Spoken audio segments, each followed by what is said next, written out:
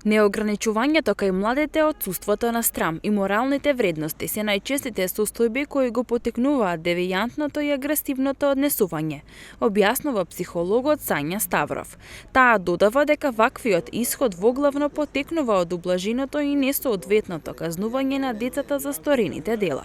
Ваквото однесување на младите точно кореспондира со тоа што тие се младина кои што живеат без ограничување.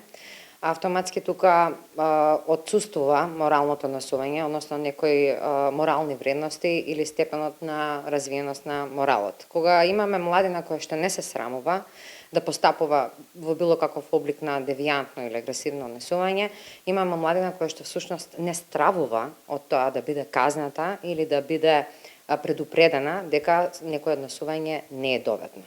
Најголемата одговорност за овој проблем Ставров ја бара кај повозрасните, односно родителите, и вели дека во обид да ги заштитат и да им удоволат на децата, тие ги прават инфатилни и ги скратуваат нивните обврски и должности, што автоматски резултираат со неспособност во извршување на задачите и стварањето на животните навики. Младите немаат проблем со тоа да бидат казнати затоа што живеат во еден век каде што многу од работите се решаваат со еден повик, се решаваат на многу благ начин, односно имаме младина која што е навикната дека се однесува така како што кон неа е покажано со некое однесување, или ние сме недоличниот пример за тоа дека не постојат казни, не постојат предупредувања или доколку постојат се решливи.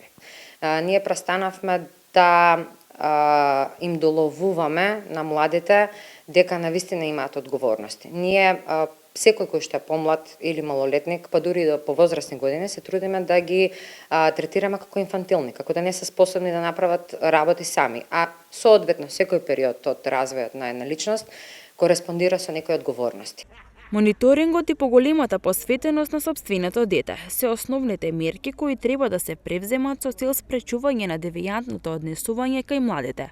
Освен тоа, во помош се и службите во училиштата како психолог и педагог, кои освен превземање на соодветни педагошки мерки и разговараат со учениците со цел да се детектираат и решат проблемите со кои се соочуваат децата.